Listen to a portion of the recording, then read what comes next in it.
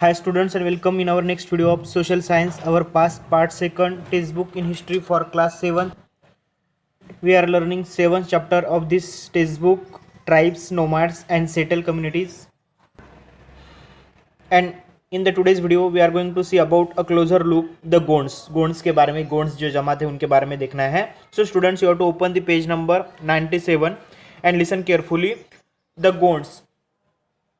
Gonds lived in a vast forested region called Gondwana और country inhabited bye Gonds, यानी जिस forest में गोंड रहते थे, एक जगह पे रहते थे, एक फॉरेस्टेड रीजन में, जंगली एरिया में रहते थे, उस एरिया को गोंडवाना कहते थे.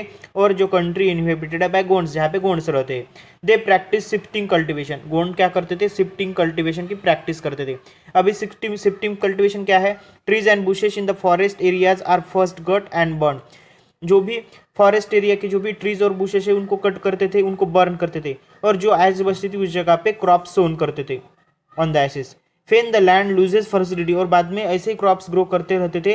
और जब लैंड, वहाँ की जमीन जो फर्टिलिटी लूज करती थी, यानी उसकी फर्टिलिटी वहाँ की कम होने के बाद क्या करते थे? Another plot of land is cleared and the planted in the same way. यानी बाद में क्या करते थे? वहाँ की अगर जमीन, अगर फर्टिलिटी उसकी कम हो गई तो दूसरी जगह पे कल्टीवेशन अपना शिफ्ट करते थे. इस तरह का गोंड क्या करते थे? शिफ्टिंग कल्टीवेशन करते थे. The large Gond tribes was further divided into many smaller clans, और जो भी लार्ज गोंड की ट्राइब्स थी, जमात थी, वो बाद में डिवाइड हो गई बहुत सारे छोटे छोटे क्लैंस में. Each clans heads its own raja और राय. हर एक क्लैन का खुद का एक राजा और राय होता था. राजा नहीं तो राय उसको बोलते थे. About the time that the power of the Delhi sultans was declining, a few large Gond kingdoms were beginning to dominate the smaller Gond chiefs. तो जब दिल्ली सुल्तान का जो भी राज था वो उसकी पावर डिक्लाइन होने लगी, तब बहुत बड़े लार्ज किंगडम थे गोंड्स के, वो बिगिनिंग होने लगे, डोमिनेट होने लगे स्मॉलर गोंड से. The Akbarnama, a history of Akbar's रेज, mention the Gonds kingdoms of Garha Katanga that had 70,000 villages थे उसमें. ठीक है. The administrative system of the kingdom was becoming centralize. जो भी एडमिनिस्ट्रेटिव सिस्टम थी वो सेंट्रलाइज होने लगी हुई थी. The kingdom was divided into garhas. Each garha was control by a particular Gond clan. देखो, जो भी एरिया था वो ग्रह से ये हो रहा था, और हर एक जो ग्रह था was control bye particular Gond clan. यानी क्या रहते थे कि जो भी ग्रह जो भी था वहाँ का, तो उसको कंट्रोल करने वाले पर्टिकुलर क्लैन थे. This was further divided into units of 84 villages called चौरासी. देखो, और ये जो भी क्लैन था वो क्या करता था, और सॉरी, ये जो भी गोंड का एरिया था, ग्रह था, वो डिवाइड होता था यूनिट्स में. कितने वहाँ पे विलेज रहते थे? उसमें 84 विलेजेस रहते थे. The chaurasi was subdivided into barhots which were made up of 12 villages. तो बारहोट में कितने विलेज रहते थे बच्चों? 12 villages. Okay. The emergence of large state change the nature of Gond society. जो भी इमरजेंस हुआ लार्ज स्टेट्स का, उसने चेंज कर दिया पूरा गोंड की जो भी सोसाइटी, समाज था, उनका जो भी नेचर था उसको चेंज कर दिया. There basically equal society gradually got divided into unequal social classes. Brahmanas receive land grants from the Gonds rajas and become more influential. देखो, जो भी ब्राह्मणाज थे उन्होंने बहुत ज़्यादा लैंड, जमीन क्या की? ग्रांट्स ली राजाओं से, गोंड राजाओं से, और बहुत ही वो इन्फ्लुएंशियल बन गए. The Gond chiefs now wished to be recognise as Rajput. Gond chief जो उनकी इच्छा थी कि उनको रिकग्नाइज, उनको पहचाना जाए, क्या कह के? राजपूत कह के. सो अमनदास, द गोंड राजा ऑफ गरा काटंगा, अस्यूम्स द टाइटल ऑफ संग्राम शाह. खुद को टाइटल बनाया उसने संग्राम शाह. किसने? अमनदास ने. His son Dalpat married princess Durgavati, the daughter of Shayahan the Chandel Rajput raja of Mahoba. ठीक है. उसके बाद आपको बताया गया जो भी दालपात है, however died early die हो गया, मर गया वो. उसके बाद Rani Durgavati was very capable and started ruling on behalf of her 5 years old son. देखो, रानी दुर्गावती बहुत ही कैपेबल लेडी थी, उन्होंने स्टार्टेड किया रूलिंग करना behalf of her 5 years old son. उसका सिर्फ 5 साल का बच्चा था, Bir Narayan. Under her the kingdom become very more extensive. और उसके अंडर में किंगडम जो भी राज्य था वहाँ का, तो बहुत ही एक्सटेंसिव बन गया था. इन 1565 में the Mughal forces under Asaf Khan attack Garha Katanga. तो जो भी मुगल फोर्स थी अंडर अशरफ खान अटैक किया उन्होंने गर्रा कटंगा पे। A strong resistance was put up by Rani Durgavati, और स्ट्रॉन्ग रेसिस्टेंस भी उन्होंने आगे रखा। शी वाज डिफेक्टेड, लेकिन वो डिफेक्टेड हो गई, and preferred to die rather than surrender. तो उसने खुद को यानी सरेंडर होने से अच्छा मरना अच्छा है, ऐसा उसने ये किया। Her son too died fighting soon after, उसके बाद वो मर गए। Okay, Garha Katanga was a rich states, Garha Katanga बहुत ही रिच स्टेट्स था। It earn much wealth by trapping and exporting wild elephants to other kingdoms. ये क्या करते थे, जो भी वेल्थ थी यहाँ की अर्न करते थे ट्रैपिंग और एक्सपोर्टिंग वाइल्ड एलिफेंट्स को बेचकर अपनी किंगडम को प्रॉस्परस बनाते थे। When the Mughals defeated the Gonds, जब मुगल ने गोंड्स को डिफेक्टेड किया, उनको पराजित किया। They capture a huge booty of precious coins elephants, तो बाद में मुगल को ये सब मिली संपत्ति, जो भी huge booty of precious coins थे, एलिफेंट्स थे, मिल गई। They annexed parts of the kingdom and granted the rest Chandra Shah and uncle of Bir Narayan, Bir Narayan के जो अंकल थे चंद्र शाह तो को ग्रांट किया। Despite the fall of Garha Katanga the Gond kingdom survive for some time, थोड़ी देर के लिए रह गए वो। However they become much weaker, बाद में बहुत ही वीकर बन गए। एंड लैटर स्ट्रगल अनसक्सेसफुल, और बाद में जब स्ट्रगल किया तो अनसक्सेसफुल रहे वो against the stronger Bundelas and Marathas, और बाद में जो भी स्ट्रॉन्गर बुंदेलाज और मराठा उनके आगे वो टिक नहीं पाए। ओके, उसके बाद स्टूडेंट्स हमें बताया गया अबाउट द अहोम्स। अहोम्स कौन थे? Okay, about Ahoms we have to read.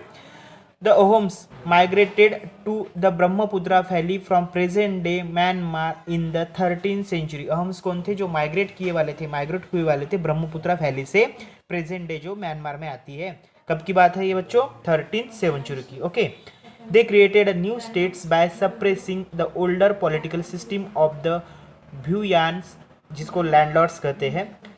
During the 16th century they annexed the kingdom of Chutiyas, यानी 1523 की बात है, एंड द कोच हाजो 1581 की बात है, and subjugated many other tribes. The Ahoms builds a large states and for this they use firearms as early as 1530s. By the 1660s they could even make high quality gunpowder and cannons. देखो इन्होंने ये बात की, यानी जो भी अहोम्स थे उन्होंने लार्ज स्टेट्स बिल्ड किया और फायर आर्म भी यूज़ किए। कब की बात है ये? 1530 की बात है, और बाद में 1660 के बाद उन्होंने हाई क्वालिटी के गन पावर एंड कैनन्स भी बनाए थे। कैनन्स और गन पावर के बारे में हमने पिछले जो भी हमारे चैप्टर्स उसमें देखा था। However the Ahoms face many invasions from the south west, से बहुत इन्वेशन को फेस करना पड़ा उन्हें। कब की बात है? 1662 की। द मुगल अंडर मीर जुमला अटैक द अहोम्स किंगडम। देखो जो भी मुगल थे किसके अंडर में? मीर जुमला के अंडर में 1662 में अटैक किया अहोम किंगडम पे।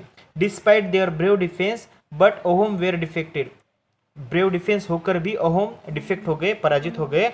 But direct Mughal control over the region could not last long, लेकिन मुगल लोगों का डायरेक्ट कंट्रोल उस रीजन पे ज़्यादा दिन तक नहीं चला। Okay, the Ahom state depended upon force labour, क्योंकि अहोम का जो भी स्टेट है वो डिपेंडेड था फोर्स लेबर पे।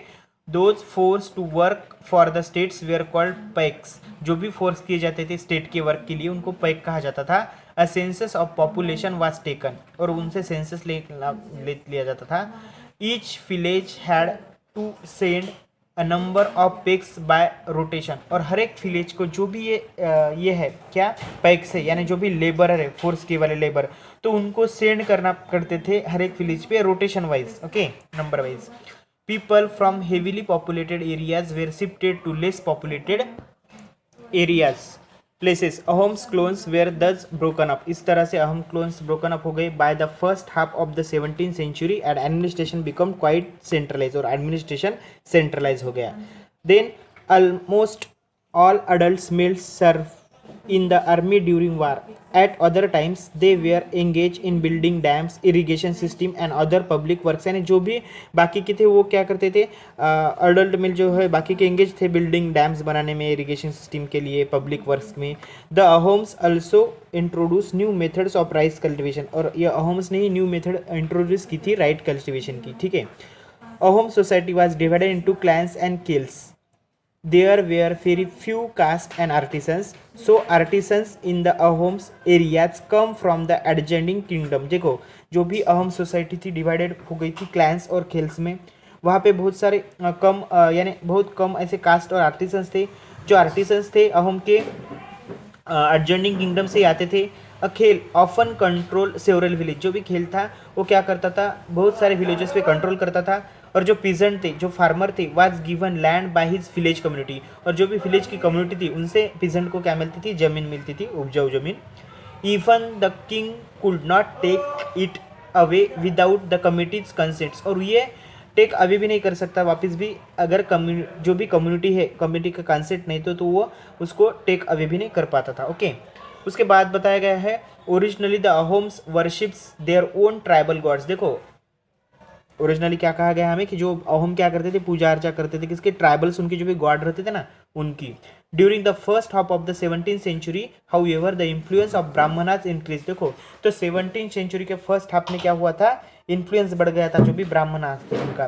Temple and brahmanas were granted lands by the kings. और टेम्पल्स एंड ब्राह्मणास उनको ग्रांटेड दी जाती थी लैंड, राजाओं से जमीन दी जाती थी.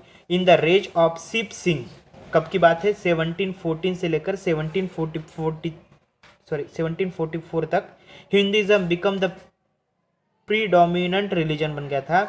But the Ahom king did not completely give up their traditional belief after adopting Hinduism. लेकिन अहोम किंग क्या कंप्लीटली गिव अप नहीं कर पा रहे थे उनके ट्रेडिशनल बिलीफ्स को. उसके बाद Ahom society was very sophisticated. Poets and scholars were given land grants. Poets और स्कॉलर्स को भी जमीन दी जाती थी. Theatre was encourage. थिएटर्स को इनकरेज मिला. Important works of Sanskrit were translated into the local language. जो भी इंपॉर्टेंट वर्क था संस्कृत में हुए वाला उसको ट्रांसलेट किया गया लोकल लैंग्वेजेस में. Historical works known as Buranjis were also written. जो भी हिस्टोरिकल वर्क्स था जिसको बुरांजीज कहा जाता था वो भी लिखे गए. First in the Ahom language and then in Assamese. और फर्स्ट किस में, अहोम के लैंग्वेज में, बाद में असामीज में लिखे गए. Okay. In this way students we completed this lesson.